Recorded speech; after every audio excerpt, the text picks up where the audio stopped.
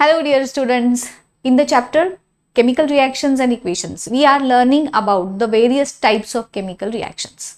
In that previous lecture, we have seen combination reaction, in which we have seen that when two or more reactants combine chemically and they give a single product, then it is combination reaction, right?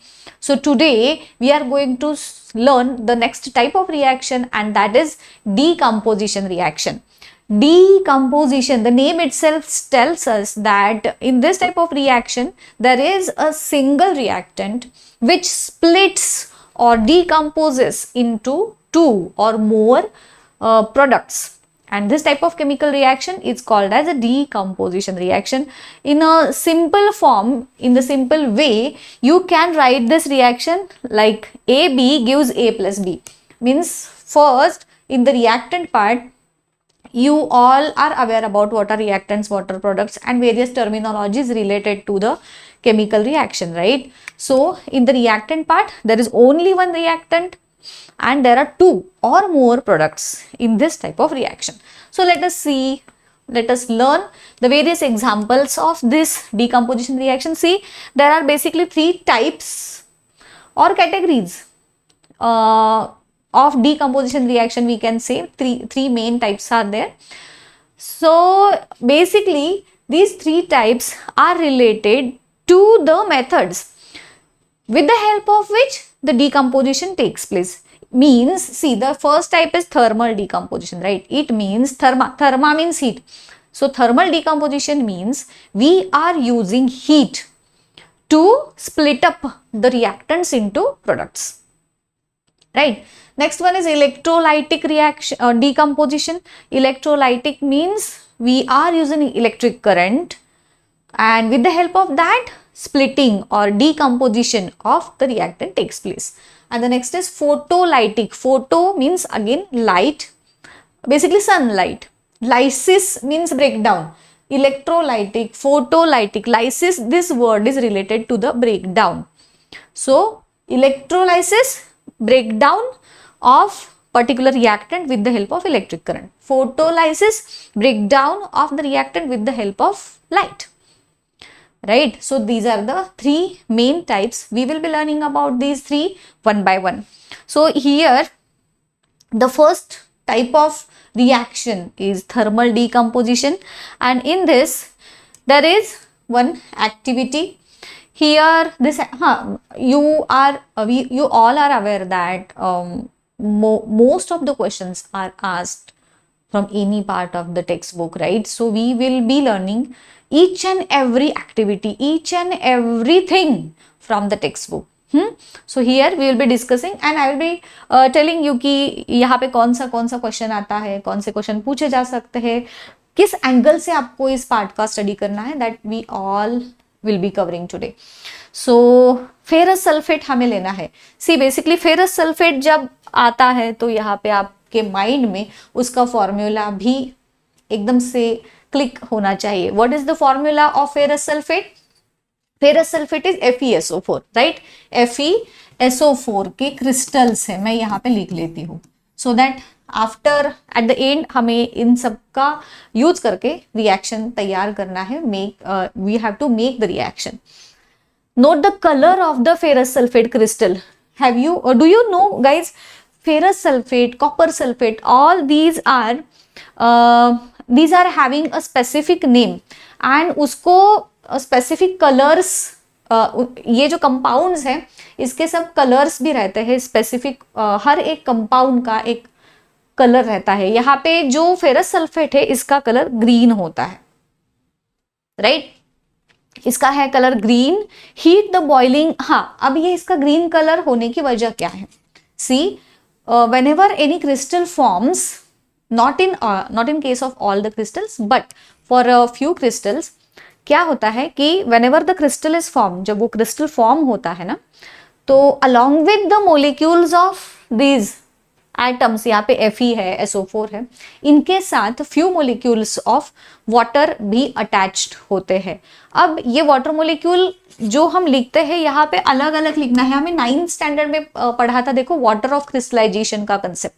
What is water of crystallization? So whenever any crystal is formed, there are present a fixed number of water molecules along with them. Water molecules का number fixed रहता है, ये change नहीं होता। हर एक crystal के लिए अलग अलग नंबर का वाटर मोलिक्यूल्स यहाँ पे प्रेजेंट रहते हैं। So these water of crystallization molecule impart the specific colour to the compound, right. So यहाँ पे FeSO4 का जो क्रिस्टल है, इस क्रिस्टल में जो वाटर ऑफ क्रिस्टलाइजेशन के मोलिक्यूल्स होते हैं वो है 7। So there are 7 H2O molecules which are present in with along with FeSO4। ये हम सेपरेट लिखते हैं। यहाँ पे वाटर ऑफ क्रिस्टलाइजेशन लिखने का मेथड क्या होता है? .H2O मीन्स ये ऐसे केमिकली कंबाइन नहीं रहते हैं। We can say that it is like they are mixed with them along with the main जो कंपाउंड है हमारा। एंड जब हम इसको हीट करेंगे, ये water of crystallisation is responsible for the specific green colour जो है इसका। सो इसको जब हम हीट करेंगे क्या होगा? वाटर ऑफ क्रिस्टलाइजेशन का जो मोलिक्यूल्स हैं वो इवापोरेट हो जाएंगे and they will get separated. And due to that अब क्या होगा? इसके बाद जब वाटर मोलिक्यूल्स भुर्र हो गए, उड़ के गए, उसके बाद क्या रह गया? सिर्फ FeSO4। एंड अब इसका कलर चेंज होता है। अब यहाँ पे आप टेक्स्ट बुक में देखोगे कि यहाँ पे डायरेक्टली ना ग्रीन कलर का फेरस सल्फेट दिखा रहा है एंड यहाँ पे फेरिक ऑक्साइड लिखा है, but there is an intermediate reaction. Directly ferrous sulphate crystals का कन्वर्जन फेरिक ऑक्साइड में नहीं होता। यहाँ पे ये फेरस सल्फेट जो है, जैसे हमने लिखा था FeSO4.7H2 है, राइट। इसको जब हम हीट करेंगे, इसको जब हम हीट सप्लाई करेंगे, जैसे मैंने बोला अभी, इसमें से वाटर ऑफ क्रिस्टलाइजेशन उड़ के जाएगा, भुर हो जाएगा एंड सिर्फ रहेगा FeSO4। अब इसका कलर था ग्रीनिश कलर था, राइट। ये जो FeSO4 अब मिला है हमें, इसका कलर है व्हाइटिश, व्हाइट करेंगे। ये पहले होता है एंड इसको भी अगर हम again we continue heating this FeSO4 जो व्हाइट कलर का हमें मिला है, then we get ferric oxide which is Fe2O3 and it is having जो ब्राउनिश कलर का मैंने यहाँ पे आपको दिख रहा है, this is having brownish color, right? And along with that few more products are formed. Which are those? Those are SO2 gas and SO3 gas. So this is the total reaction की जो यहाँ पे follow होती है जब हम FeSO4 जो greenish colour का है उसको हम हीट करते हैं। So basically this is the complete process or reaction that takes place when we continue the heating। हाँ, यहाँ पे भी हमें triangle लिखना है, it means we are supplying heat। इसको हीट सप्लाई किया, वाटर ऑफ क्रिस्टलाइजेशन के मोलिक्यूल निकल गए, सिर्फ व्हाइट कलर का FeSO4 मिला। इसको भी हमने हीट देना कंटिन्यू कर दिया, फेरिक ऑक्साइड हमें मिला जिसका ब्राउनिश कलर है, and SO2 gas and SO3 gas, right, clear. So yes, now observe the colour of crystals after heating. ये एक्टिविटी हमारी क्लियर हो गई है ना। Now moving towards the next part, there is another activity कि ये भी डीकम्पोजिशन रिएक्शन का ही एग्जाम्पल है। कैल्शियम कार्बोनेट को हमको हीट करना है। What is calcium carbonate? Calcium carbonate का फॉर्मूला है CaCO3। इसको हम जब हीट करते हैं, मीन्स एरो उसके ऊपर triangle, it decomposes to form calcium oxide and CO2 gas है। सो इसको हम ऐसे एरो के फॉर्म में भी दिखा सकते हैं। सो ये हुआ हमारा सेकंड वाला रिएक्शन वाला पार्ट कंप्लीट, ये भी एग्जाम्पल है हमारे डीकम्पोजिशन रिएक्शन का। Then comes when potassium chlorate is heated. See guys, यहाँ पे ना जब मेरे क्लास के बच्चों को मैं जब ये रिएक्शंस पढ़ाती हूँ, basically not all are able to prepare the formula of the compound, and for that purpose you have to go back to the 9th standard वाला part जहाँ पे हमने आयंस एंड रेडिकल्स पढ़े थे, एंड जिसका use करके हमने सीखा था कि how a formula of any compound is made, right. जब भी हम किसी भी कंपाउंड का फॉर्मूला लिखते हैं, डू यू रिमेंबर दैट वाला पार्ट कि जिसमें उसके जो फॉर्मूला होता है बेसिकली मे बी एटम है, एलिमेंट है, जो भी है हमारा पार्ट, उसके नीचे हम उसकी वैलेंसी लिखते हैं एंड देन वो वैलेंसी का क्रॉस मल्टीप्लीकेशन हम करते हैं एंड तब जाके हमारा फॉर्मूला कोई भी है वो बनता है। अगर आप में से किसी ने भी वो पार्ट स्किप कर दिया था 9th स्टैंडर्ड में due to any reason, then go back to 9th standard वाला part, learn again, revise that and again come here, because otherwise see यहाँ पे बेसिकली कैसे होता है, कोई भी केमिकल फॉर्मूला जो होता है या फिर केमिकल रिएक्शन जो होती है ना, वो लर्न नहीं की जाती। मैंने आई थिंक इसके पहले भी बोला था कि अगर कोई भी नंबर इधर उधर हो जाता है, आपने सब करेक्ट लिखा एंड जब हम फाइनल बैलेंस्ड फॉर्म में जब लिखते हैं कोई भी इक्वेशन, अगर कोई भी नंबर इधर उधर हो जाता है, 1 का 2 हो जाता है, 2 का 3 हो जाता है, अगर इंस्पाइट आपने बाकी सब करेक्ट लिख दिया बट नंबर रॉन्ग आ गए, इसीलिए आपकी रिएक्शन भी रॉन्ग कंसिडर की जाती है। So please keep in mind कि कोई भी केमिकल रिएक्शन हमको क्या नहीं करनी है, लर्न नहीं करनी है। फिर कैसे करना है, तो हमें सबसे पहले ये जो कंपाउंड्स हैं उसके फॉर्मूले हमें पता होने चाहिए। देखो अभी यहाँ पे है पोटेशियम क्लोरेट। पोटेशियम क्लोरेट का फॉर्मूला क्या आता है, KClO3। इसको हमें हीट करना है in presence of manganese dioxide. Manganese dioxide act as a catalyst. What is catalyst? It does not participate directly in chemical reaction, but its presence increases the speed of reaction. हमेशा मैं एक example देती हूँ मेरे बच्चों को कि बच्चों, अगर आप क्लासरूम में है, देखो हम क्लासरूम में आप बैठे हैं, आपके क्लास टीचर ने कुछ पढ़ाई के लिए आपको कुछ न्यूमेरिकल्स या सम्स सॉल्व करने के लिए दिए हैं, तभी उनको कोई आता है बुलाने के लिए, पीयून या फिर चलो थोड़ा सा काम है करके, टीचर क्या करते आते हैं और आपको बोलते कि हाँ बच्चों, मैं जब तक आता हूँ या फिर आती हूँ तब तक ये पार्ट आप कंप्लीट कर दीजिएगा। जैसे ही टीचर या क्लासरूम से बाहर जाते हैं, क्या हो जाता है, आपको भी पता है क्या हो जाता है, यहाँ पे मैं बोलने की जरूरत नहीं है ना। अगेन जब कोई बताता है अरे अरे अरे आ रहे हैं सर, आ रहे हैं मैम, आ रहे हैं करके, अगेन आप अपने अपने काम में लग जाते हैं, राइट। सो टीचर का रोल यहाँ पे क्या था, टीचर ने आपका होमवर्क किया क्या, डिड ही और she solve your sum, no, you only solve the sum, but उनकी प्रेजेंस की वजह से क्या हुआ, आपका जो फोकस है वो प्रॉपर हो गया एंड आपका काम, you were able to do your work efficiently and properly. The same function is performed by a catalyst. It never participates in the chemical reaction directly, but its presence increases the speed of reaction. So यहाँ पे MnO2 हो गया catalyst, and इसकी presence में ये जो potassium chlorate है उसका क्या हो गया, डीकम्पोजिशन हो गया टू पोटेशियम क्लोराइड। अब पोटेशियम क्लोराइड का फॉर्मूला क्या हो गया, KCl and oxygen, single reactant to product. अभी बच्चों देखो ये जो रिएक्शन है इसमें अगर हम नंबर ऑफ एटम्स काउंट करेंगे तो यू विल रियलाइज दैट ये नंबर ऑफ एटम्स डिफरेंट है, बैलेंस नहीं है। इन शॉर्ट ये जो रिएक्शन है अभी हमको इसे बैलेंस करना है। हम ओरली बैलेंस करना जानते हैं, अगर नहीं है तो मैं एक बार यहाँ पे जस्ट दिखाती हूँ कैसे ओरली बैलेंस करना है।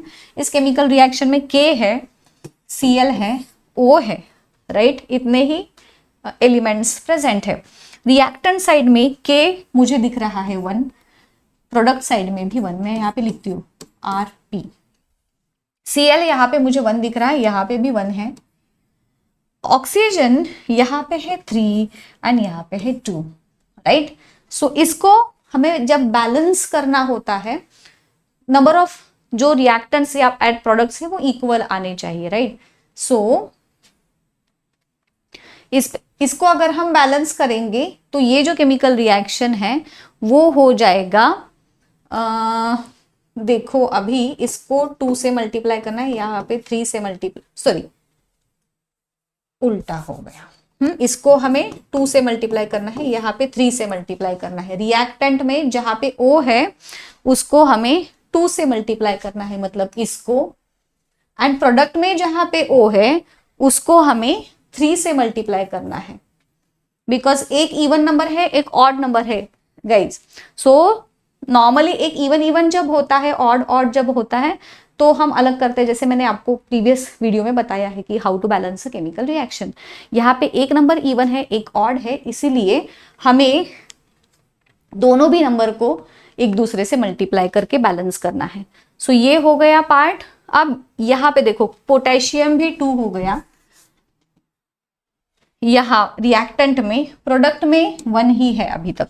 क्लोरीन यहाँ पे जो 2 कोएफिशिएंट लगा है, इट मीन्स 2 इंटू के, 2 इंटू Cl, 2 इंटू O3 ऐसा है, राइट। सो Cl भी यहाँ पे 2 हो गया एंड ऑक्सीजन 3 2 6 हो गया, ठीक है। अब हमें बैलेंस करना है इसको, K2 करेंगे तो यहाँ पे हमें पूरा इक्वेशन बैलेंस्ड फॉर्म में मिल जाएगा। ऐसे ओरली बैलेंस करते हैं। अगर एग्जाम में भी आपको नॉर्मली पूछा नहीं जाता कि बैलेंस करो वगैरह वगैरह, अगर पूछा जाता भी है तो आपको ये ऐसे ओरली पहले ट्राई करके सीक्वेंस डिसाइड करना है कि मैं पहले कौन सा एलिमेंट बैलेंस करने के लिए लेने वाला हूँ या लेने वाली हूँ, and then decide the sequence and as per the sequence you start balancing. इससे ना थोड़ा आपका टाइम मैनेजमेंट प्रॉपर हो जाता है and you are able to complete it within time, before time, right. So ये रिएक्शन एक हो गई। Then comes the next, ferrous sulphate is heated. Ferrous sulphate again उसका फॉर्मूला क्या हो गया, ये जो मैंने बताया था ना, अभी हमने रिएक्शन कंप्लीट किया था FeSO4 वाला, ऑलरेडी हमने ये डिस्कस किया है। FeSO4 को हीट करना है, it decomposes to form ferric oxide Fe2O3 and SO2 and SO3। अभी हमने ये रिएक्शन देखी है, राइट। इसका कलर होता है ब्राउनिश। गॉट इट गाइज, ये भी हमारा डीकम्पोजिशन रिएक्शन का एग्जाम्पल है। यहाँ पे एक एक्टिविटी है, लीड नाइट्रेट का पाउडर हमें लेना है। So what is the formula of lead nitrate. इसीलिए सभी मतलब एक जैसे बोलते हैं ना हम, माइंड में आपके ये सब थॉट एक्टिवेट होने चाहिए, thought process. Lead nitrate, lead PB nitrate, ऐसे फॉर्मूला उसका क्या होगा। जब एक कोई भी केमिकल का नेम आपके सामने आ जाता है तो इंस्टेंटली इमीडिएटली आपके थॉट प्रोसेस एक्टिवेट होके उसका फॉर्मूला और उसका सब सारा खानदान जैसे बोलते हैं ना, वो आपके नजरों के सामने आना चाहिए। तो यहाँ पे है lead nitrate. What is the formula of lead nitrate, symbol है PB, नाइट्रेट NO3 एंड इसकी वैलेंसी का अगर हम क्रॉस मल्टीप्लीकेशन करते हैं तो इसका फॉर्मूला हुआ PbNO3 ट्वाइस। इसको हमें लेना है एक बॉइलिंग ट्यूब में, इसको होल्ड करना है एंड उसे हीट करना है ओवर अ फ्लेम। जैसे यहाँ पे देखा है, जब हम इसको हीट करते हैं, बेसिकली इसका जो कलर होता है वो कलरलेस है, मतलब या फिर व्हाइट भी बोल सकते हैं, but it is more specific, colourless है लीड नाइट्रेट का जो कलर है। अब जब हम इसको हीट सप्लाई करते हैं, राइट, तो उसका कन्वर्जन हो जाता है लीड ऑक्साइड में, ठीक है। सो यहां पे हमें मिला PbO। ये सिर्फ इतना ही प्रोडक्ट हो गया क्या, नहीं, यहाँ पे अभी नाइट्रोजन वाला भी पार्ट बाकी है। सो यहाँ पे ऐसा कोई तो प्रोडक्ट ऐसा होना चाहिए कि जिसमें नाइट्रोजन है। सो एक प्रोडक्ट हमें मिल गया PbO, that is lead nitrate. देन हमें मिलता है NO2 गैस एंड उसके साथ O2 गैस। इसका कलर है कलरलेस एंड ये जो है PbO, इसका कलर होता है येलो। एंड गाइज यहाँ पे एक क्वेश्चन जो पूछा जा सकता है, ये एक NO2 जो है ये एक पॉइजनस गैस है, नाइट्रोजन डाइऑक्साइड, एंड इसका जो कलर, इसके जो फ्यूम्स होते हैं वो ब्राउनिश कलर के फ्यूम्स, ब्राउनिश या फिर कहीं आपको रेड कलर भी लिखा मिलेगा, but more specifically it is brownish colour का फ्लेम। सो जब हम इस कलरलेस लीड नाइट्रेट को हीट सप्लाई करते हैं, पहले it gets converted into yellow colour का lead oxide, then nitrogen dioxide, ये एक पॉइजनस गैस से लिख के लीजिए, नाइट्रोजन डाइऑक्साइड का एक पॉइजनस गैस के जो फ्यूम्स है ब्राउनिश कलर के, वो फॉर्म हो जाते हैं, एंड ऑक्सीजन गैसेस रिलीज, ये भी गैस है, ये भी गैस है, ठीक है। सो ये हो गया change in the given chemical reaction. Then moving towards the next part, lead nitrate, हाँ वही हो गया, forms lead monoxide, nitrogen dioxide and oxygen, अभी हमने यही रिएक्शन लिखी थी। Then coming towards the next type of decomposition reaction, वो है electrolytic decomposition. It means we are using electric current over here to decompose the reactant.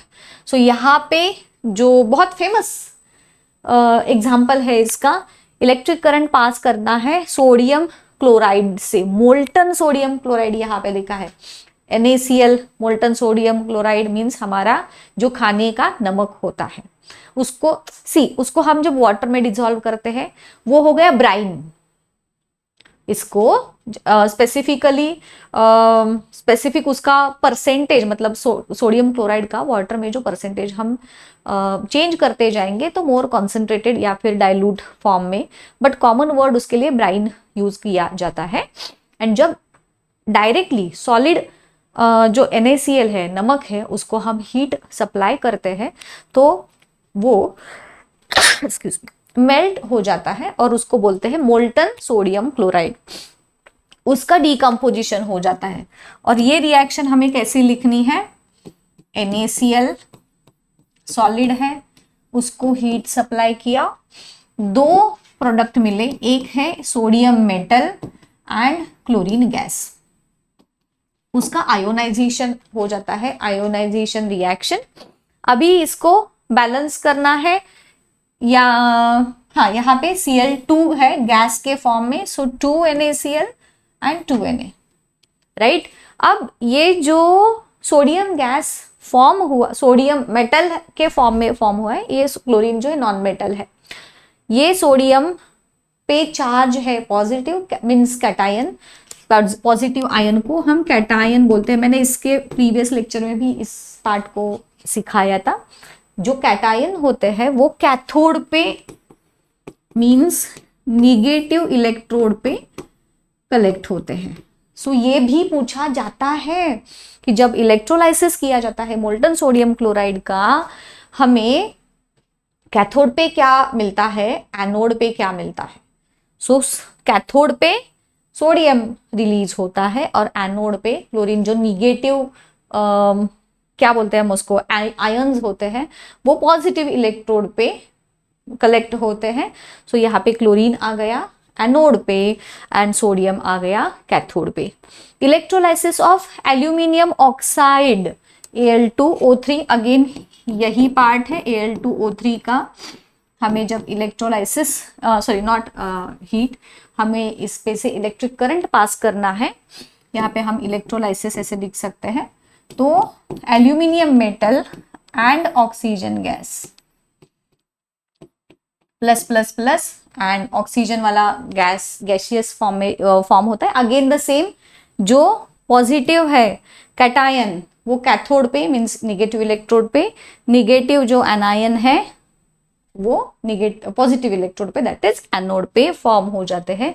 ये हो गया इलेक्ट्रोलाइटिक डिकम्पोजिशन का। यहाँ पे ये जो एक्टिविटी है हमारी इलेक्ट्रोलाइसिस ऑफ वाटर की, हमारे टेक्स्ट बुक में दी गई है वो एक्टिविटी। ये भी आप पढ़ लीजिए कि 6 वोल्ट बैटरी को, मतलब इस एक्टिविटी पे भी देखो कैसे हमें स्टडी करना है। यहाँ पे जो हमने बैटरी यूज की है वो 6 वोल्ट की बैटरी है।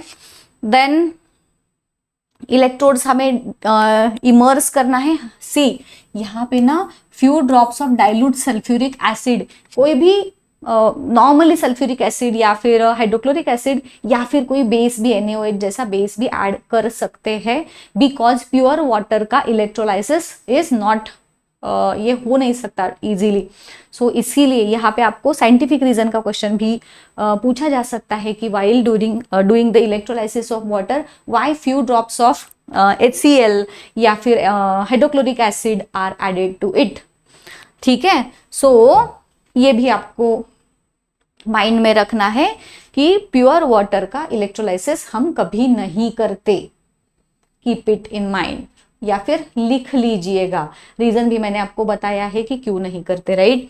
सो अभी क्या करना है, 2 टेस्ट ट्यूब लेना है which are filled with water, then इसको इन्वर्ट करने हैं ओवर द इलेक्ट्रोड्स। ग्रेफाइट है, कार्बन के ही 2 रॉड्स हैं, एक कैथोड है एक एनोड है। ठीक है, देन उस पे जब हम इलेक्ट्रिक करंट स्टार्ट करते हैं, करंट फ्लो होना स्टार्ट हो जाता है, you will observe the formation of bubbles of both sides of electrodes. Now these bubbles displace water in the test tube. Displace करते हैं मतलब जैसे जैसे बबल्स फॉर्म होना स्टार्ट हो जाता है, उसमें ये जो टेस्ट ट्यूब में वाटर है उसकी लेवल चेंज होनी स्टार्ट हो जाती है। The volume of the gas collected in the, जो टेस्ट ट्यूब है वो अलग अलग आपको दिखाई देगा यहाँ पे। ठीक है, test this gases by one by bringing the candles close to the mouth of the test tubes. यहाँ पे आपको क्या ऑब्जर्व या फिर क्या आपको लिखना है, यहाँ जो गैसेस फॉर्म हो गए हैं, अगेन द सेम, इसमें से ऑक्सीजन एंड हाइड्रोजन, ये 2 गैसेस रिलीज हो गए। हाइड्रोजन पॉजिटिव चार्ज होता है, so hydrogen will get released over the cathode and oxygen will get release at the anode. So cathode पे जो गैस रिलीज हुआ है उसका वॉल्यूम जो होता है वो ट्वाइस होता है then the gas release at the anode. Because इसका भी क्वेश्चन आपको पूछा जाता है कि why there is a double quantity of gas is release at cathode. So cathode पे हाइड्रोजन गैस रिलीज होता है। वाटर के जो फॉर्मूला है H2O है ना, means there are 2 hydrogen molecules and 1 oxygen molecule is there. So the quantity, जैसे ही हमने इलेक्ट्रिक करंट सप्लाई किया, H2O में से hydrogen will get separated, oxygen will get separated. as the quantity of gas of means hydrogen gas is double, वो double form में form और या फिर रिलीज होगा, एंड बिकॉज ऑफ दैट यहाँ पे आपको जो कैथोड पे जो टेस्ट ट्यूब आपकी लगाई है उसमें से वाटर लेवल थोड़ी ज्यादा नीचे गई हुई आपको दिखेगी, एंड एनोड पे जो वाटर लेवल है तो थोड़ी सी ऊपर आपको दिखेगी, एंड इसका रीजन मैंने अभी बताया है ना। ये है थोड़ा सा GIF के फॉर्म में इलेक्ट्रोलाइसिस ऑफ वाटर की प्रोसेस। यहाँ पे हाइड्रोजन देन ऑक्सीजन है, वाटर मोलिक्यूल जैसे सेपरेट हो गए, यहाँ पे कैथोड पे हाइड्रोजन आयन फॉर्म हो गया, एनोड पे ऑक्सीजन का आयन फॉर्म हो गया, and yes this is the electrolysis of water. ठीक है, देन कम्स द थर्ड वाला part, that is photolytic decomposition with the help of sunlight. Basically यहाँ पे जो हमारे रिएक्टेंट है वो सेपरेट हो जाएंगे इनटू 2 और मोर प्रोडक्ट्स। एक एक्टिविटी है यहाँ पे सिल्वर क्लोराइड लेना है। सिल्वर क्लोराइड फॉर्मूला क्या हो गया, AgCl, राइट। चाइना डिश में लेना है। इसका कलर क्या होता है, नॉर्मल सिल्वर क्लोराइड है, सो व्हाइटिश कलर है उसका, है ना। सो जब हम ये चाइना डिश सनलाइट में रखेंगे which is having silver chloride in it, sunlight जब उसको उसके ऊपर गिरेंगे तो इसका colour eventually it starts turning to grey colour.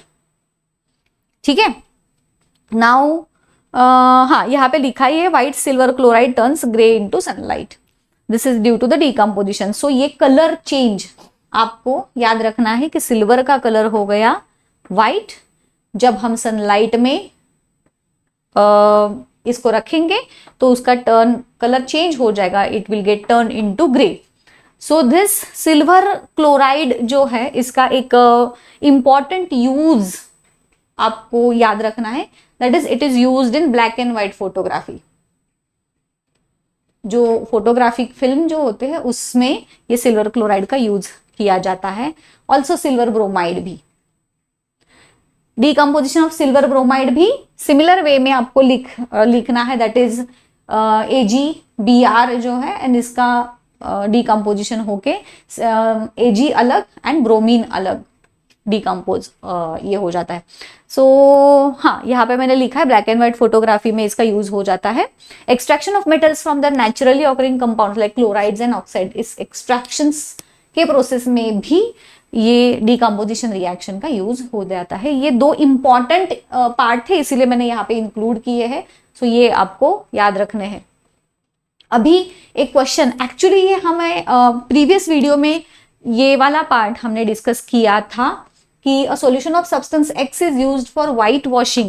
White washing मतलब जो हम घर पे वॉल्स को कलर देते हैं ना, तो उस कलर देने से पहले उसको जब हम बोले चूना लगाते हैं, तो वैसा वाला पार्ट। सो वो जो सॉल्यूशन होता है दैट इज कैल्शियम ऑक्साइड का सॉल्यूशन।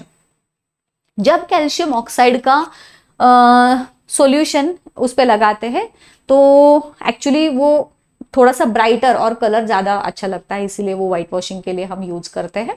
सो ये हो गया पहला वाला कि name the substance X and write its formula calcium oxide that is CaO। इसका रिएक्शन जब वाटर के साथ हो जाता है, कैल्शियम ऑक्साइड का रिएक्शन जब वाटर के साथ हो जाता है, then we get calcium hydroxide. उसका रिएक्शन भी हम लिख सकते हैं, that is CaO plus H2O gives CaOH twice. हाँ, ये वाला पार्ट हो गया। Then next, why is the amount of gas collected, जैसे मैंने अभी डिस्कस किया ना कि डबल क्यू होता है, नेम द गैस, ये भी हमने डिस्कस किया है। ये ऐसे क्वेश्चंस आपको पूछे जाते हैं, राइट। एंड ये है हमारा आज का क्वेश्चन। लिख लेना and you can also comment the answer to me. 3 beakers are labeled as A, B and C. Each beaker में 25 ml of water है। A small amount of NaOH, anhydrous means जिसमें वाटर का कोई भी क्या बोलते हैं रेसिड्यू नहीं है, उसको हम अनहाइड्रस बोलते हैं। अनहाइड्रस CuCO4 एंड NaCl उसमें ऐड करना है, ठीक है। It was observed that there was an increase in the temperature of the solution obtained in beakers A and B, whereas case of beaker C temperature fall होता है। Which of the following statements are correct? आपको ये सब पता चल गया कि क्या हुआ है, कौन से टेस्ट ट्यूब में हमने क्या डाला है। In beakers A and B, exothermic process has occurred. A and B, endothermic process has occurred. In beaker C, exothermic process has occurred. And C में एंडोथर्मिक हुआ है। ऐसे 4 ऑप्शंस हैं, इसमें से कौन से ऑप्शंस करेक्ट है? ओनली 1 ऑप्शन करेक्ट है, या फिर सेकंड ऑप्शन ओनली करेक्ट है, या फिर first and fourth option correct है, या फिर 4 second and third option correct? ये आपको मुझे कमेंट करके बताना है, राइट। सो ये हो गया हमारा आज का part, that is decomposition reaction वाला।